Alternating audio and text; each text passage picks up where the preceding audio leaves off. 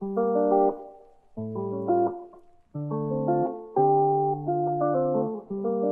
ciri-ciri orang yang dapat Lailatul Qadar itu seperti apa?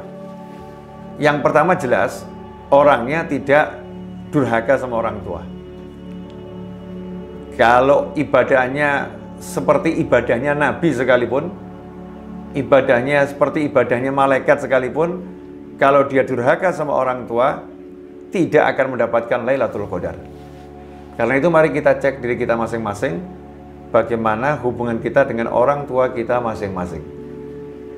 Kalau hubungan kita kurang baik, maka saatnya ya sekarang ini, bukan nunggu hari raya.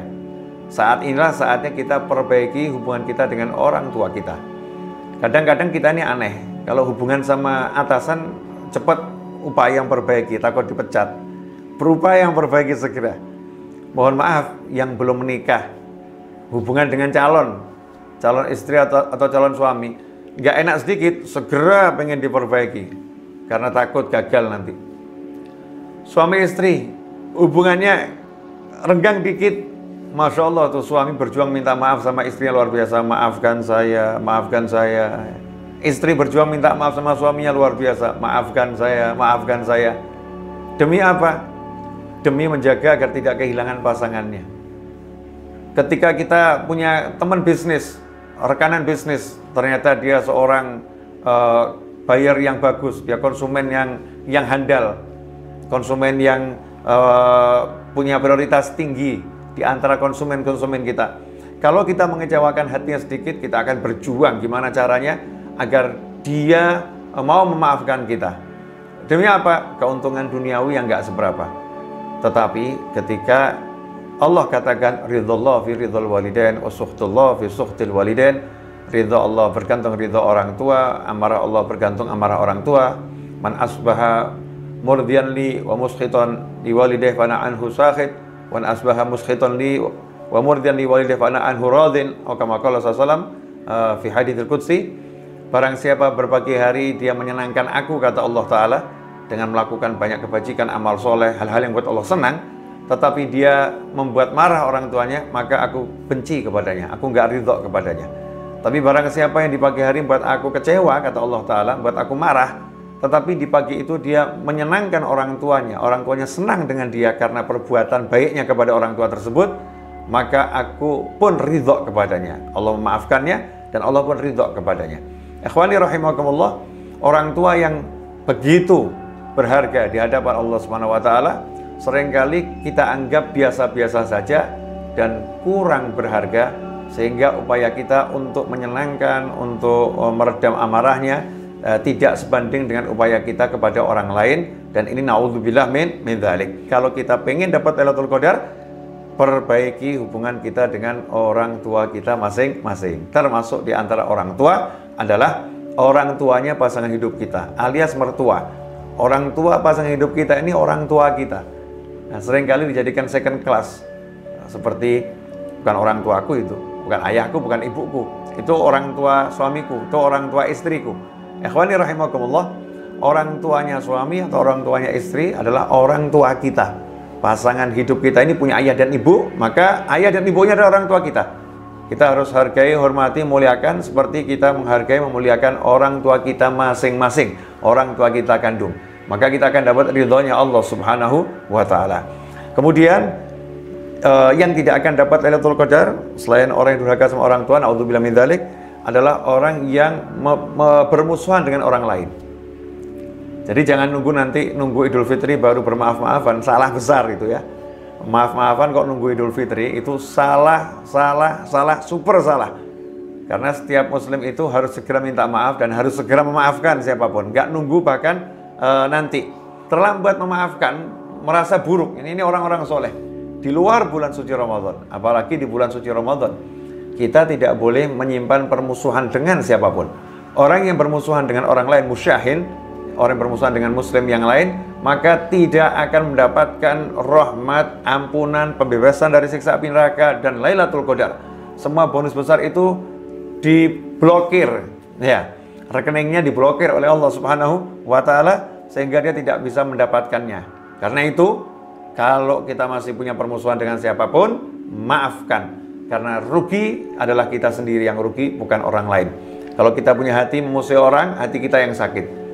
Ruang gerak kita pun akan jadi terbatas. Ruangan di mana ada orang yang kita musuhin, kita akan nggak nyaman masuk di dalamnya.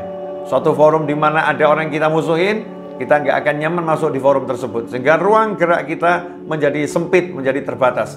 Kalau hati kita lapang, maka urusan kita semua akan jadi mudah.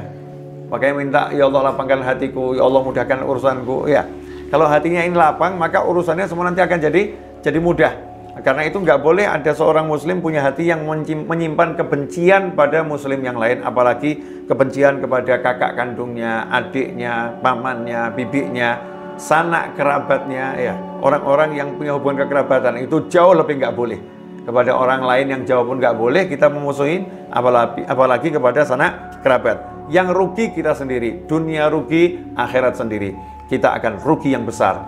Karena kalau kita nggak memaafkan orang lain, nanti di akhirat udah berandai-andai saja kita insya Allah masuk surga. Amin, Allahumma amin. Ya, masuk surga.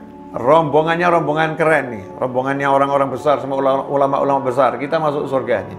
Udah jalan bareng ulama-ulama mau masuk surga. Tiba-tiba kita akan di stop oleh penyekatan. Ya, penyekatan masuk surga. Nanti masuk surga ada penyekatan juga. Ya, walaupun lancar masuk surga, tapi ada yang disekat. Siapa yang disekat? Orang yang masih belum menyelesaikan urusannya dengan manusia yang lain. Ini ada fulan di dunia, dulu belum kamu maafkan. Sekarang fulan lagi disidang di akhirat ini, kamu harus dihadirkan sebagai saksi. Dan itu tidak boleh ada persidangan di surga. Persidangannya harus di luar surga. Ikhwani rahimakumullah. Sudah di dunia dia buat kita ruwet, di akhirat membuat kita ruwet lagi. Masya Allah. Apakah kita mau seperti itu? Jadi kita harus berpikir yang cerdas. Berpikir yang cerdas. Nah, kalau emang ada orang buat kita sebel, buat kita nggak enak, nggak nyaman di dunia ini, jangan sampai di akhirat buat kita sebel, di akhirat buat kita nggak nyaman. Maka kita maafkan orang tersebut. Kita katakan, aku adalah laut. Ya, aku adalah laut, jadi ya maafin semua orang. Gitu aja kok repot. Cuma ngasih maaf kok susahnya luar biasa. Maka harus berpikir cerdas. Nah, hati saya akan saya buat lapang, saya maafkan semua orang. Di dunia saya mau nyaman, di akhirat saya mau jauh lebih nyaman. Kemudian yang ketiga, kelompok manusia yang tidak akan mendapatkan Lailatul Qadar adalah mudmunul khamr. Orang yang kecanduan miras atau narkoba dan sejenisnya. Maka orang-orang yang seperti itu, naudzubillah min dzalik, tidak akan mendapatkan Lailatul Qadar, tidak akan mendapatkan ampunan Allah Ta'ala. Karena itu masih ada waktu. Siapapun kita, kalau kita punya satu di antara tiga hal tadi, mari kita bertobat pada Allah Subhanahu wa Ta'ala. Kemudian ikhwani rahimakumullah, gimana caranya biar dapat Lailatul Qadar? Ya, caranya yang tiga tadi dihindari. Kemudian ada tambahan lagi. Apa itu? Jangan pernah meninggalkan sholat berjamaah, khususnya sholat isya.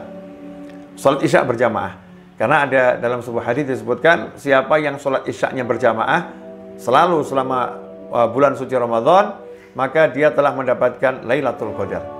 Jadi kalau kita isyaknya berjamaah, kita dapat tiket nih, tiket dapat Lailatul Qadar. Syaratnya kita ikut sholat isyak berjamaah. Kecuali kalau mungkin ada uzur yang berat sehingga tertinggal jamaah karena uzur, bukan karena kemalasan, bukan karena kesengajaan, tapi karena suatu hal tidak bisa berjamaah, maka Allah Maha Pengasih, Allah Maha Penyayang. Kemudian berikutnya, kalau kita ingin dapat Lailatul Qadar, kita doakan muslimin wal muslimat, kita doakan orang-orang soleh untuk dapat Lailatul Qadar. Kita doakan, ya Allah, beri umat Rasulullah semuanya dapat Lailatul Qadar, jadikan semua umat Rasulullah dapat Lailatul Qadar. Terus kita pilih orang-orang khusus. Ya Allah, jadikanlah fulan dapat Lailatul Qadar, jadikan fulan dapat Lailatul Qadar. Kenapa seperti itu? Karena ketika kita mendoakan orang lain tanpa pengetahuan orang tersebut, maka akan ada malaikat yang berkata kepada kita, ya, minta sama Allah Ta'ala, walaka mithluh, untukmu juga hal yang sama. Ya Allah, beri dia yang sama, beri dia Lailatul Qadar juga. Malaikat yang mendoakan kita dapat Lailatul Qadar ketika kita mau mendoakan orang lain untuk dapat Lailatul Qadar. Karena itu jadikan kebiasaan agar kita berdoa dengan bentuk jamak. Ya Allah, beri kami Lailatul Qadar. Sambil kita niatkan kami itu siapa. Ya, kita akan dapat feedback yang besar dari Allah Subhanahu wa Ta'ala. Kemudian selanjutnya jangan lupakan doa. Maka Rasul pun mengatakan, quli, ucapkanlah, Allahumma innaka afun tuhibbul afwa fa'fu anni ya karim. Maka dirangkai jadi doa itu ya, yang dibaca bulan suci Ramadan, dirangkai dengan hadis Rasul yang lain menjadi doa, asyhadu an la ilaha illallah astaghfirullah Nas'alukal jannata wa na'udzubika minan nar. Dibaca 3 kali, ditutup dengan Allahumma innaka afun tuhibbul afwa fa'fu anna. Allahumma innaka afun tuhibbul afwa fa'fu anna. Allahumma innaka afun tuhibbul afwa fa'fu anna ya karim.